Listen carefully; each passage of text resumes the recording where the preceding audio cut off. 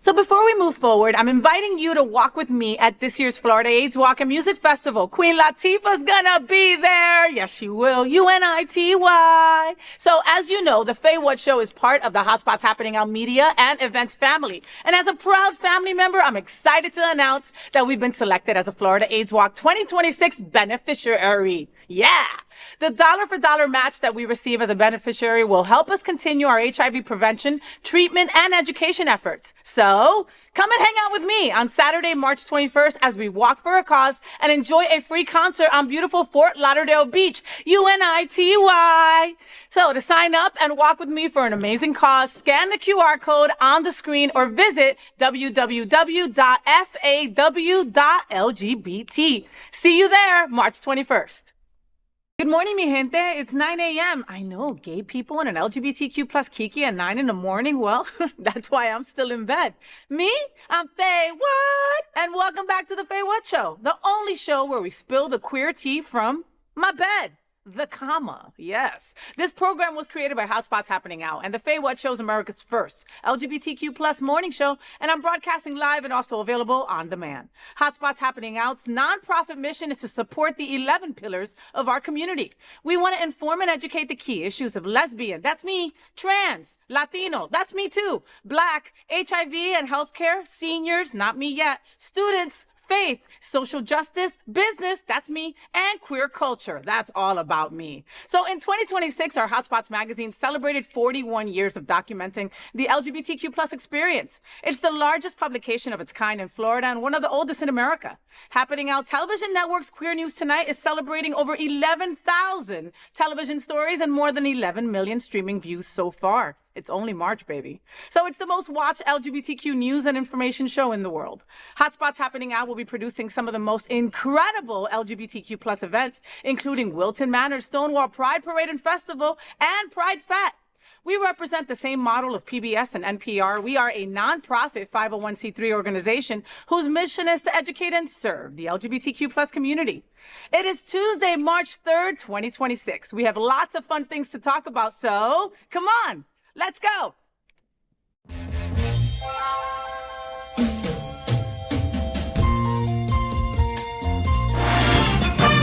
Rainbows, gay boys, hashtag that girl. Sunbeams, drag queens, L-word is that girl, the girl of all our dreams. She's everything that every girl should be. Aqua, South Beach, hashtag that girl. Pride-filled, tea-dance, Wilton is that girl. Latina, but she's universal too. If you find a girl to love, only one girl to love, then she'll be that girl too. That girl. Now let's kiki about what's going on in the LGBTQ plus community. I have a sidekick joining me in bed for some conversation. What the hell did you think I was talking about? I wouldn't know what to do with a boy in bed these days. It's been a long time. So our first segment is called Gay Boys Sleep Late, and this morning I'm joined by my gay guy pal, Jason Nunez. Jason is a South Florida entrepreneur, community connector, and nonprofit leader dedicated to strengthening businesses and amplifying impact across the region. As director of external affairs of the Miami-Dade LGBTQ and Allied Chamber of Commerce and founder of Gold Digital Hero, he bridges strategies, operations, media, and mission-driven leadership to help organizations grow with purpose. Welcome to my show, Jason Nunez. Hey. Hey. I'm in bed with you. You are. Oh my God. This is so different than when you were in bed with me at my house. Sure. I'm just saying. So, Stitch, Stitch. right? That's him. Yes. The blue guy. Yep. Why him? Because he takes up my bed. I don't have anybody in bed with me. Yet. Maybe after this interview, you're going to have too many people in bed and Stitch will be out of here. No, I'm joking. I'm joking. Gotta make room. Oye, mi amor, so welcome to my bed. Let's talk a little bit. Gold Digital Hero, I'm excited about everything that you're doing and how you're helping other LGBTQ and ally businesses. And I said what the purpose of Gold Digital Hero is. Can you say that like in layman's terms so I can understand it better? Like what exactly Gold Digital Hero, what do you folks do? do? Yeah, so Go Digital Hero, leveraging my military experience, I really founded it just because during the time of COVID, I found like so many people were missing out on recitals and self-care and massages. So Go Digital Hero takes on those time-consuming administrative tasks so that you can go have date night with your wife, or go see a dance recital, or, it's not so you could spend extra time answering emails or scheduling. It's go live your life and do things that matter to you, that actually make an impact on your life. And we take care of those admin works. I love that. Okay, but you say it very like nonchalant. It takes a lot. Listen, everybody I know has a side gig, right? Mm-hmm. We're in a world where I paid like $5 for eggs the other day, and I was like, what the hell? What's going on with these chickens? But anyway, my point is that we're using our money, like to just feed ourselves and get our bills paid, and everybody's got their side hustle. Mm-hmm. But having that side hustle means you have to promote, means you have to be like an expert in social media, means that you have to reply to folks that are trying to find out what you do, and for a lot of us, one, that's overwhelming, and two, we don't even know where to begin, and so Go Digital Hero takes that off your hands, basically. Yeah. Like what we do is we're not launching nukes and we're not doing brain surgery. It is literally just time-consuming work. Electricians love to do electrical stuff and get shocked, and we just love to clean out inboxes and name files and upload credit receipts into credit reports, and it's just like anything that takes time away from you doing the things that matter to you. You want to take care of. Yeah. I love that. All right. So look up Go Digital Hero for that. One of the things that I was so excited about your new venture and your new pivot and your new shift. Okay. Is it okay for me to tell the viewers a little bit? Absolutely. So, I met Jason a couple of years ago, and we were working on another project together that he was spearheading, and his attention to detail, his organizational skills, his communication skills was something that blew me away, right? But not enough to go seek you and be your friend yet, because it takes time, right? Because, then I had an open spot in my gay boy agenda, and I was looking for a new gay boy. Yeah. And all of a sudden I met Jason. I made it. He made it. I made it. He made it. No, Jason, Jason, there's so many wonderful things about Jason. And just collectively, I was blown away by his passion for our community, for his love, for his wanting to make a change and wanting to make a difference, Then fast forward a little bit, Jason works and gets this incredible CEO title of GFL GCC, which is Greater Fort Lauderdale LGBT Chamber of Commerce. Okay. And that was in Broward, right? And the GFL GCC there was like a spotlight put in upon him, or better yet, there was sunshine coming out of the GFL GCC, right? All of a sudden, we were finding out more events. We were finding out more businesses that wanted their help through this chamber. Jason made those folks front and center, right? I remember you had a get-together on a water taxi, and I was blown away by just the fact that, one, we were on a water taxi, and two, that I never knew it existed, But there were things like that you made and you put to the forefront for our community to relish in, for our community to enjoy, I saw people at that same mixer meeting for the first time and wanting to work together. I can't say that it falls on me lightly. I love the fact that you were the head of this organization and you were also a Puerto Rican man, that to me as a Latina and being half Puerto Rican meant a lot to me. Fast forward a little bit, they have some kind of cuts or something. They let you go. There's no other pretty way to put it. I'm sorry. They let you go. And then here you are saying, I'm going to help our community however possible. My first question was like, oh, are you going to leave? I hope you don't leave, And you're like, no, this is my home now. I want to be here and I want to elevate this area. Then all of a sudden we get the beautiful Miss Lisette Garcia over down there at the Miami Chamber that are doing incredible things as well. And they put you as, the director of External Affairs. Now you're all caught up. Okay. Sorry for talking so much about that. But I mean, wow. Okay. So now how does that make you feel going from Broward to Miami? Are you still going to be doing stuff up here logistically? Whirlwind, to say the least, emotional, spill it. So one of the first things I did when I did Go Digital Hero was I filed for my LGBT certification, because serving under Don't Ask, Don't Tell, I was constantly told you can't be gay, you can't be out. So one of the first things that I did when my business, like, I'm going to be an LGBT owned business. So I did that, and it was with the Miami-Dade, because I was living down in Miami-Dade. So it was with the Miami LGBT Chamber of Commerce at the time. So I was a member of that chamber for 4 years. Steve Atkins, when he retired, he was like, hey, there might be an opportunity coming up. Would you be interested? I applied. I got it. I was selected by the board. And I took the role, and I used everything that I learned 23 years in the military, but also in the past 4 years with Steve. And it was great because Miami-Dade County and Broward County are two different beasts. But it is all about the businesses. Whether you're in Miami-Dade or you're in Broward, it's the LGBT businesses that the chamber exists for. And one of the things that I loved doing here in Broward, like you said, was making those connections, being a catalyst, bridging nonprofits who are looking for sponsors with businesses who have that money and have asked, hey, how can we use this money for our community? Hey, let's make that happen. Events. One of the first things I did to make our community more inclusive in our events was I changed the word mixers to events. Because mixers is very alcohol heavy. We have a lot of sober people in our community. We have a lot of recovering people in our community. And a lot of what I heard was they felt alienated, or they felt like they were going to be triggered at some of these business networking events, which are for them too as members. So I changed that. And it's the little things of making people feel seen, yes, and be valued. And anything that I did, everything that I did was super intentional last year in making sure that businesses met other businesses met corporate sponsors met nonprofits. And what I have found now after the transition is how many people I impacted that I didn't even know about. So then it makes my year in Broward that much more meaningful.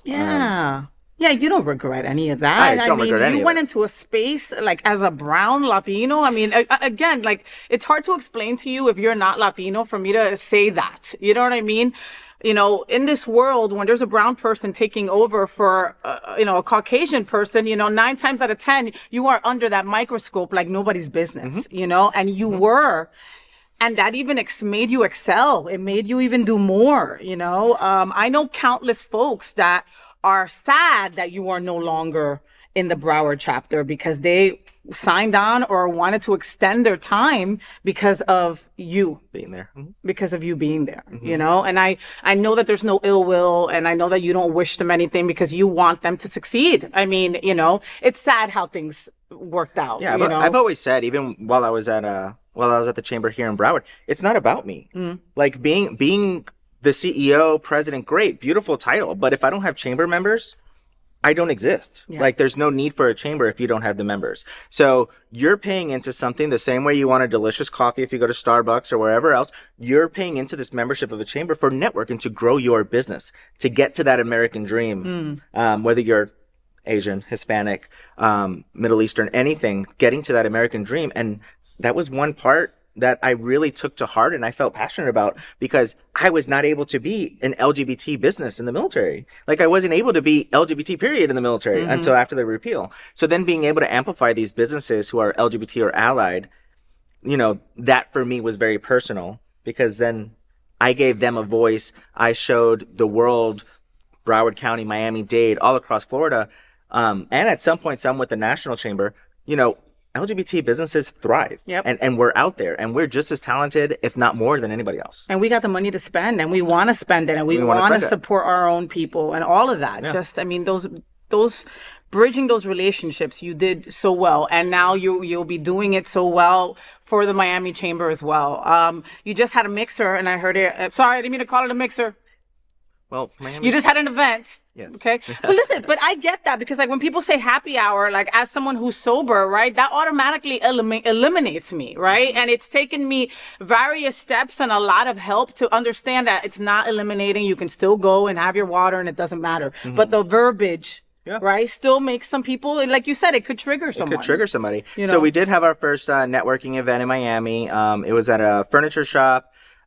We had our liquor donated by Himibri Gin. We had unfiltered hospitality, creating the environment. And it was literally like a homecoming for me because a lot of the people that were there when I joined the chamber Oh, 5 years love ago. that. So I literally felt like the full circle. I full literally felt like circle. the prodigal son coming home. Everybody was like, "Oh my gosh, we're so glad to have you back. We saw the message. Thank you for coming back." And I was like, "Here to serve.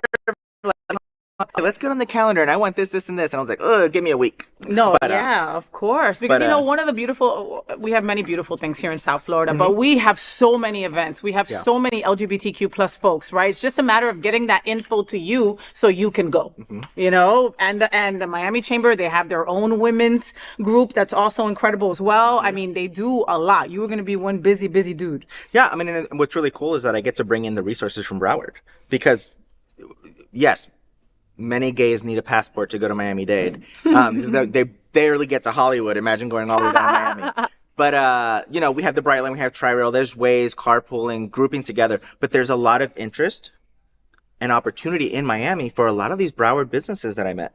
A lot of these LGBT businesses that are here in Broward County are getting to a point where they've maxed out Broward County. And now I'm inviting them and be like, hey, there's an opportunity in Miami-Dade for you too.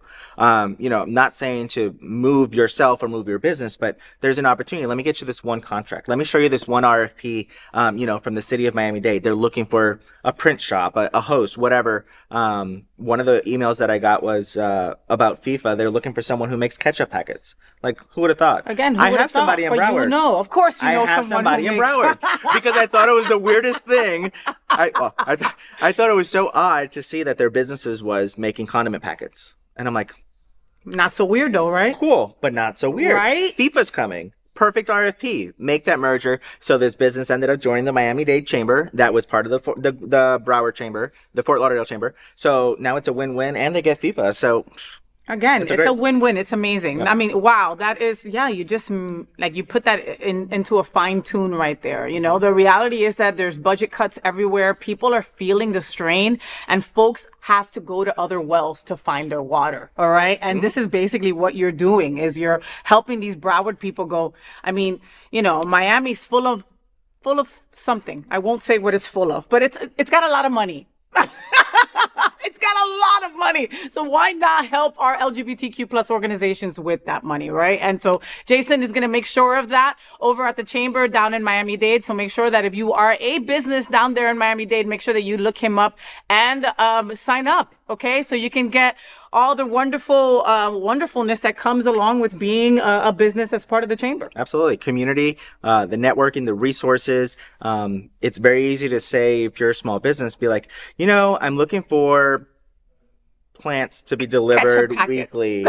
Ketchup packets for FIFA. And I'd be like, well, let me find you an LGBT friendly florist. Let me find you an LGBT friendly ketchup packet maker. There's different.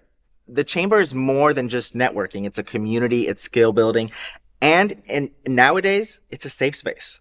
It's a safe space where you could actually speak CEO to CEO, business owner to business owner, and talk about those struggles that we're all experiencing now as business owners in today's political climate. But also, it's a great opportunity to share and grow. So much. I will put something in your ear for the future. If you could ever make that happen, that would be great.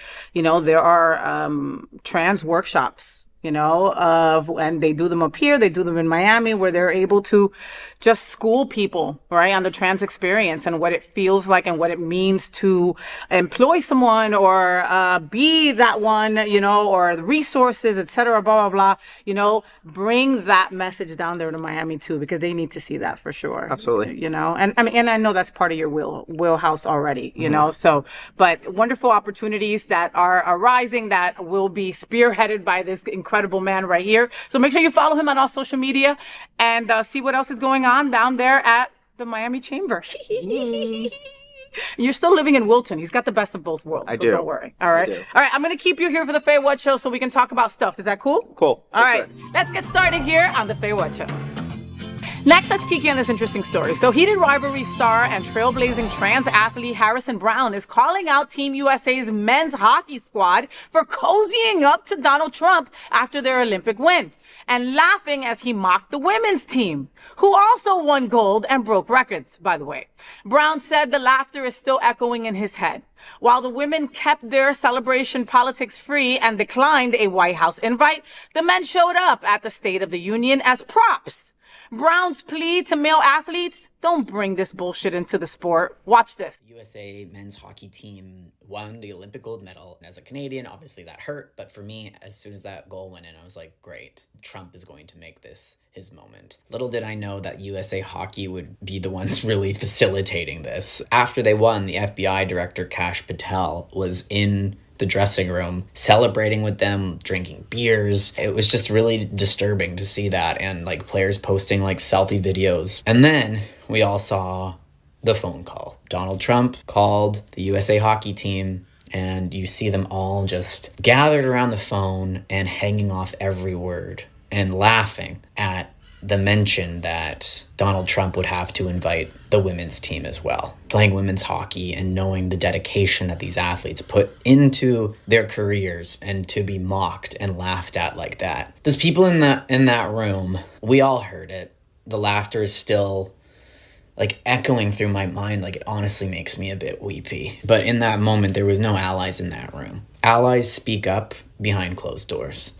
And allies say, no, we're not going to participate in this. We're not going to laugh along with a bully. We are going to stand up for our female counterparts. And unfortunately, that didn't happen. It would have been a great moment for the USA men's hockey team to just say, like, we're horrified by this. We're so sorry. Like, just an apology, just something. But then we see the Hughes brothers really doubling down and painting themselves as the victims. One of the quotes that just like, I'm like, what the heck is wrong with these people? So one of the quotes from Jack Hughes is, everything is so political. People are so negative out there, and they're trying to find a reason to put people down and make something out of almost nothing. If you want to keep politics out of sports, you don't invite the FBI director into your locker room. I think there's this quote that's like, it's really easy to be apolitical or non-political when it doesn't affect you. I'm so tired of screaming into the void why people should care about other humans. It's so easy to be like, everything's political. We don't need to be political in this moment, when you were a white,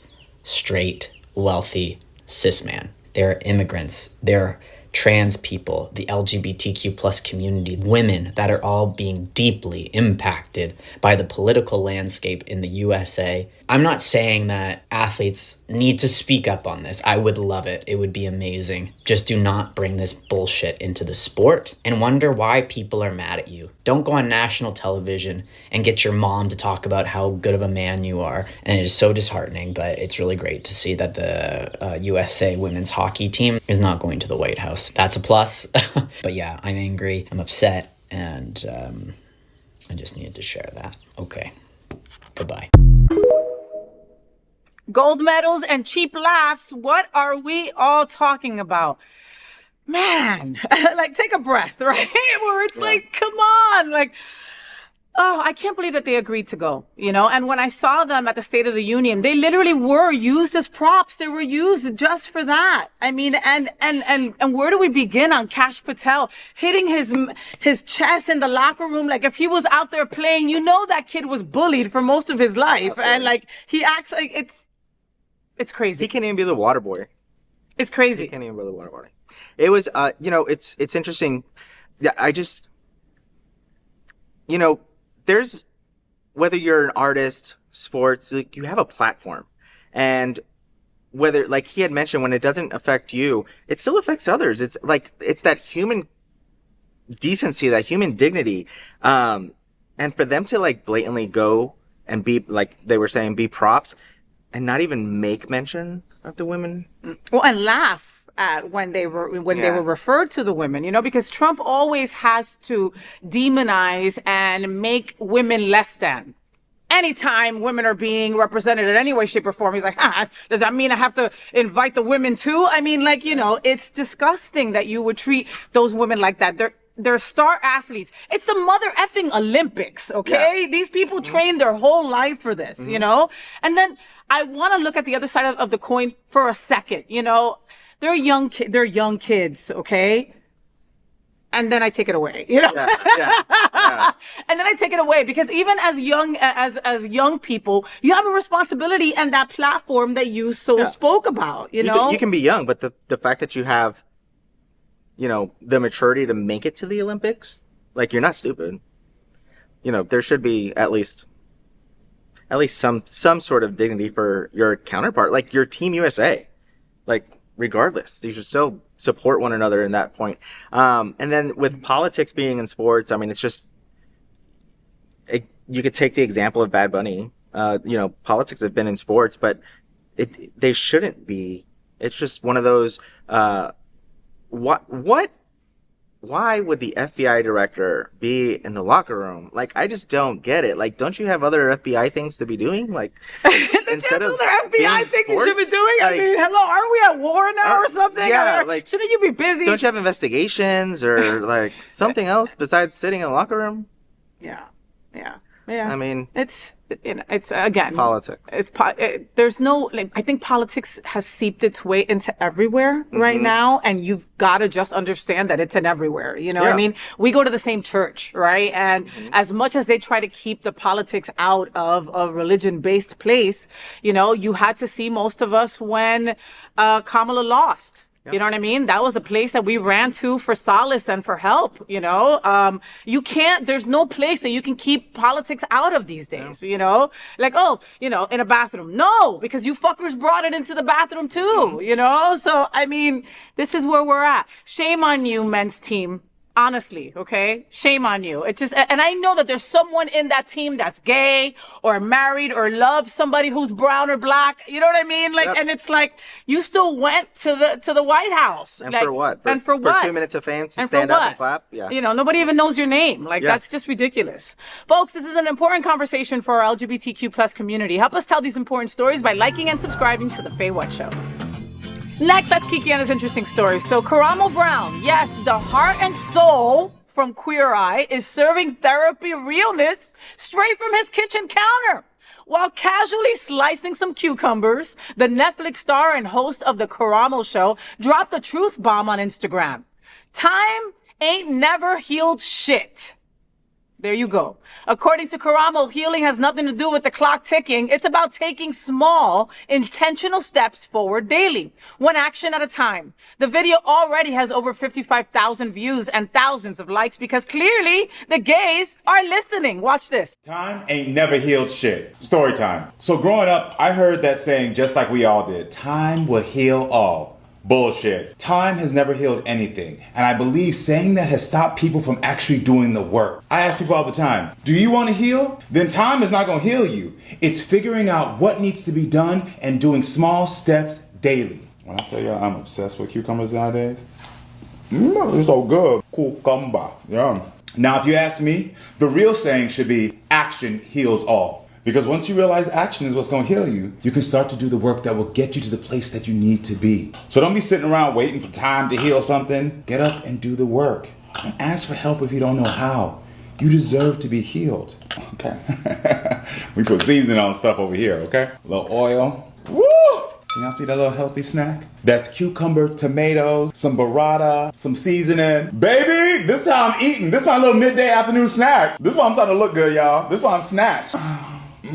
Now that's Yes, that Karamo. Time ain't never healed shit.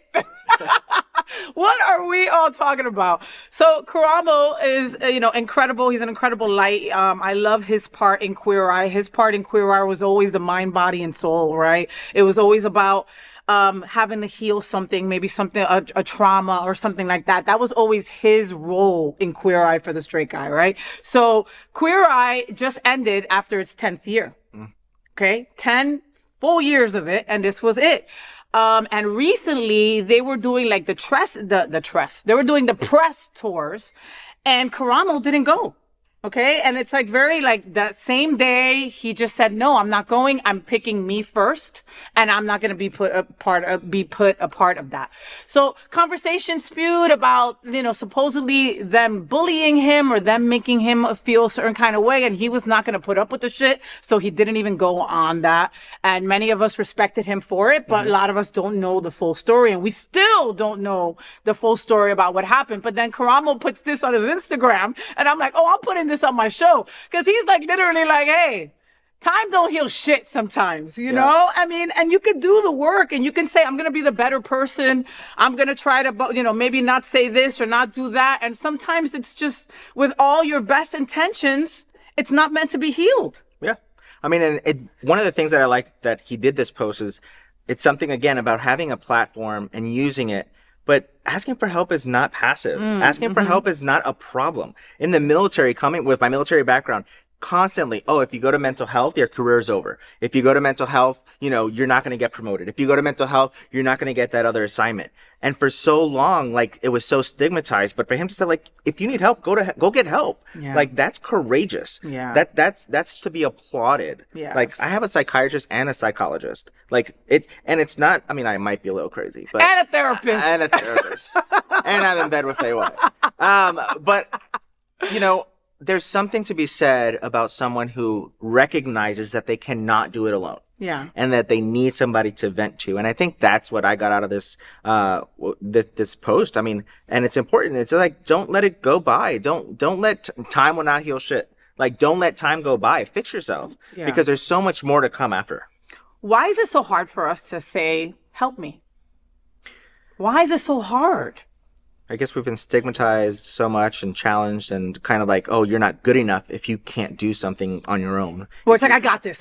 Don't Yeah. worry. But I mean, how many things can we got? You know what I mean? Like, anytime any LGBTQ plus person, anytime a woman, anytime someone that's not, that someone that is black or brown turns on the TV, they see you're not enough. You're not loved enough. You're not seen enough, Then on top of it, I mean, just life is lifing, life be lifing, you change careers, you change friends, your friends move away, you have a breakup. Like, a lot of shit happens to us all at once, A lot of people need to find their tribe and just feel like they are enough and have, like, it's not, I need praise, like, come coddle me. It's being recognized for who you are and the skills that you have. I think so many times, like, we're trying, and I'm guilty of this, like, so many times you're trying to impress somebody else or compare yourself to other people that you felt like you always had to one up somebody. Oh, I'll take on this additional project. Oh, I don't need help. I'll keep doing this. And then down the road, you realize, like, you're in a CPAP and you can't sleep and you're struggling mentally, physically, and nobody cares. Nobody's coming to make sure that you had your sleepy time tea before bed to make sure you go to sleep. Nobody. No, and for those reasons, you've got to take care of you and make sure that you have, like you said, your tribe of folks that you can go, I know that I can go, Jason, listen, I don't want to think right now. All right. Can we just talk shit about this cute guy in this magazine for the next 10 minutes? And you'll be like, sure, no problem. Let's go for it. I know I can call Michelle and go, listen, I want to just be Faye. I'm not FayWhat right now. Right. And she'll go, who the fuck is FayWhat? Right. And we'll continue with our day. You know what I mean? I'll be talking to Luisa, bestie, and I'm like, you know what? I just need a day or two to be alone. And she's like, come be alone with me. I won't talk to you, but just come be alone with me. And that's hard for Luisa. I love her. To not talk. Woo, that girl. But it's cute because she'll sit on one couch, I'll sit on the other couch, and she'll look at me and she'll be like, and I was like, okay. But there's something to say about, I need help. I can't be alone. I need somebody else to help me through whatever it is that I'm going through. And really, once you do it once, twice, it'll come more easy. Because just as much as you want to do so much for other people and you want to complete these tasks and complete these projects for other people, people want to genuinely help other people. Yeah. So when you ask for help, just as excited as you get to finish that project, they are just as excited to help you through it. Wow, what a great point. And you're helping them. Because when you're helping somebody, you can't think of your problems when you're thinking of someone else, So how wonderful is that? Yeah. One last thing about so Luisa is an incredible, incredible human, part of our community as well, president of PFLAG. I got to have her on the show. But what about that really stood out is, you know that you love somebody and that you are loved when you can be silent with somebody. Yes. Okay, without feeling like, oh my God, I gotta tell Luisa something. No, you know what I mean? Like just being silent next to someone you love, right, speaks volumes, and it's the loudest thing you can do sometimes, which is, I know it sounds crazy, but you just gave somebody a space where they could be silent. Be safe, be seen. Yes. Without being heard. No judgment, all of that. No judgment. Yes, I can definitely be alone with my bestie. I love that. Find somebody that you can be alone with. I'm just saying. So this is an important conversation for our LGBTQ plus community. Help us tell these important stories by liking and subscribing to the FayWhat Show. Next up, let's Kiki in this interesting story. So JVN, Jonathan Van Ness, is opening up, and this one hits deep. The Queer Eye star says, quote, contracting HIV saved me because that was the wake-up call that got me to get away from meth, end quote. Behind the glam, giggles, and flawless hair is a survivor who faced addiction and came out the other side with radical honesty. In a powerful new conversation, JVN pulls back the curtain on the darkest chapters of his life, of their life, and how that diagnosis became the turning point. You can listen to the full interview on No Filter, but here is a taste. When I contracted HIV, I was really in a terrible relationship with meth. And I was just relapsing on meth and using meth. And for a lot of people that have meth addiction or engaged in that kind of like chem, sex, queer like culture, it is so pervasive and it is just everywhere you look. And so I think that contracting HIV saved me because that was the wake up call that got me to get away from meth. And I think that if I hadn't gotten HIV, I would have just kept relapsing. And at one point, one of those would have killed me. Like I would have overdosed at some point. I mean, I was doing it all in all the ways. And it's interesting because when I talk about it, I feel this need to be like, I wasn't like doing it every day and I wasn't, but there was like a good bit there where like, I just couldn't get like, because it's like, once you dip your toe in, it's really, they're not kidding when they say, if you do it once, like you will be addicted. Like I literally did it once. And then it took me like a few years to get to a place where like, I could never do it again. HIV became JVN's wake-up call. What are we all talking about? I've never heard them speak so like clear and about this, you know, like it sounds like an oxymoron. Like they found out they had HIV and that saved their life against meth. I mean, meth, I have a few people that are in the fights against meth, okay, unfortunately, that are friends of mine. And I know folks who are still recovering, you know, from a career using meth. Just like JVN, not that there's an easy drug, first of all, but when it comes to meth, you know, everything that I've heard is that like you try it once and you're hooked. And then you've got someone who's got JVN money, who's got a platform, who's got all that, and yet it still took him years to get off it, you know. I can't imagine they had to choose themselves first. You know what I mean? I have this diagnosis. I'm gonna die if I don't do something about this. This is literally my immune system, right? Yeah. Like going against me. Everybody's rock bottom is so different.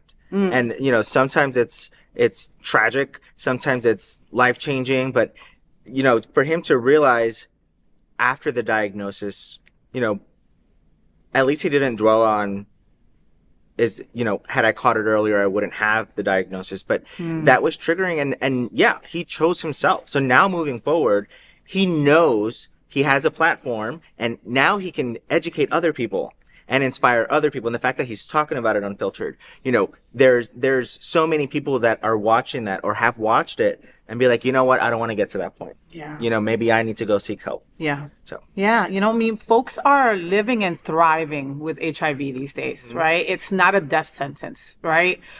I don't ever want to go back. I know that we keep on saying that we're going back in time, but like, we don't know what it's like to be this age in the 80s and start losing our friends every time we turn, right? I can't imagine going to Hunters and hanging out all these people and then the next week going, hey, where are all these people at? Oh, 3 people died. I can't even begin to imagine that, you know?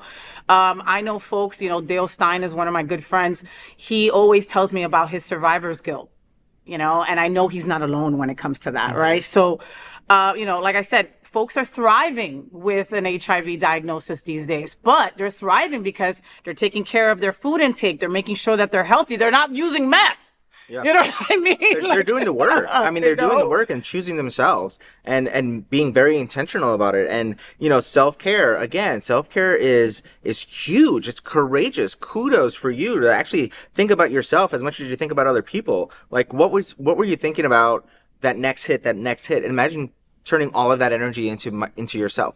What's my next healthy meal? When am I going to go to the gym next? When am I going to do something for me? Whether it's go sit at the beach, just take in some sun, go for a walk. Like, it's a lot. And, you know, his rock bottom was a diagnosis, but I'm glad he recognized it and he didn't just give up at that point after getting the diagnosis. He could have so easily He could have easily just gone to 100 real quick and just be like, well, since I already have it, might as well, right? Why don't I like infect other people or just like die? You know what I mean? Like, I remember for me when I got my breast cancer diagnosis, I'm not going to say that my initial moment was like, fuck it, I might as well drink, right? And I'd already been sober 6-7 years, but I was like, fuck it, might as well drink, right? Yeah. Thank goodness that I always tell my sponsees, you can have your first crazy thought. You can have your second crazy thought. As long as your third thought is bringing it back to how crazy your first and second is, don't worry about it. You're good. You already won the battle by just getting that third thought that says, no, I'm better than that. I deserve more. No, I'm not going to go drink. I'm going to fight this cancer head on and I'm going to freaking beat it. And that's exactly what I did, you know? So, and JV ended. So there you go. And there you go. This is an important conversation for our LGBTQ plus community. Help us tell these important stories by liking and subscribing to The FayWhat Show. Here at The FayWhat Show, we need to help my gay boys. They are the blood that runs through my veins. And in our segment called Dear FayWhat, I provide my expert lesbian knowledge and my vast experience as a living, breathing gay boy in a lesbian's body to help my fellow gay boys. This week, Romancing the Machine sent us an email. Dear FayWhat and Hottie, that's you. Oh. I've been dating this guy for 6 months, and he is perfect on paper. Sweet, attentive, emotionally available. But here's the problem. I recently found out he uses AI for everything. The long good morning texts, AI. The cute poems, AI. Even the heartfelt apology after our big ass fight, AI. I asked him about it, and he said, quote, "It just helps me say what I'm already feeling," end quote. FayWhat, now I don't know what's real and what's not. Am I dating him? Am I dating ChatGPT with a gym membership? Should I be flattered that he wants to communicate well or offended that he can't use his own words? Signed, Romancing the Machine. I know. Take that in. You take that in, I'll respond. All right, baby? First of all, you are not dating a robot. You are dating a man with grammar trauma, okay? Let's be honest, all right? Half these men can't spell commitment, let alone articulate their feelings. So if AI is helping him express how he feels, leave him alone. That's not coaching. That's not catfishing. It's just a little help. What do you think? Well. Well. I mean, I'm all about authenticity and using my own words. But then again, like, I'm super sweet. And I have the words. But as long as they remove the captions, like, name, comma, and then leave you some real sweet message, like, that might be an issue. Hopefully he tailors it. It's not, "Honey, I love you. You're the best ever. I'm sorry for our fight. If you want this for a LinkedIn post, let me know." Like, if you want a shorter version. If you want a shorter version, like, at least hopefully they edit it up.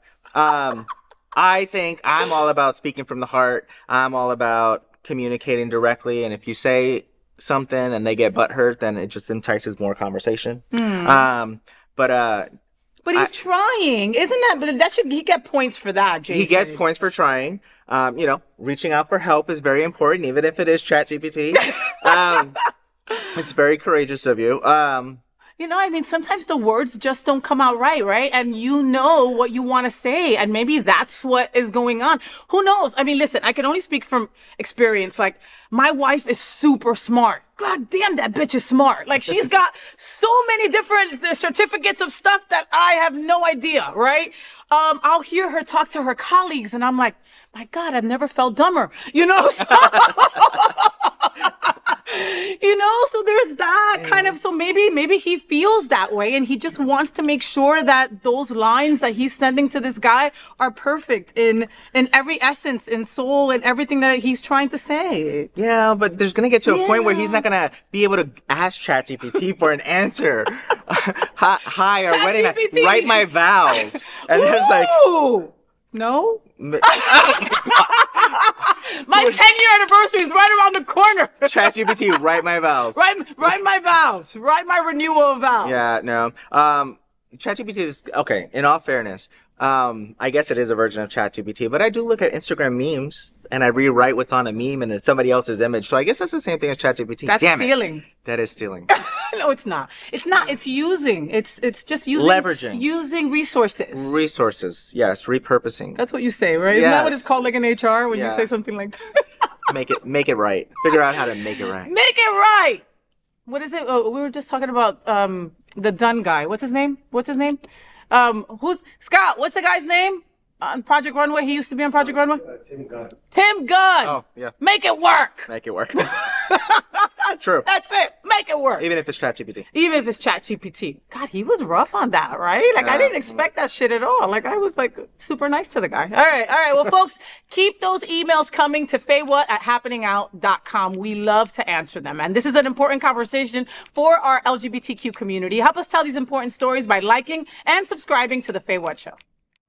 Hello, everyone. I'm FayWhat, and I'm inviting you to walk with me at this year's Florida AIDS Walk and Music Festival. As you know, the FayWhat Show is part of the Hotspots Happening Out Media and Events family. And as a proud family member, I'm excited to announce that we've been selected as a Florida AIDS Walk 2026 beneficiary. The dollar for dollar match that we receive as a beneficiary will help us continue our HIV prevention, treatment, and education efforts. So come, hang out with me on Saturday, March 21st as we walk for a cause and enjoy an incredible concert on beautiful Fort Lauderdale Beach. Click on the link on your screen right now or down below to sign up and walk with me for an amazing cause. See you then.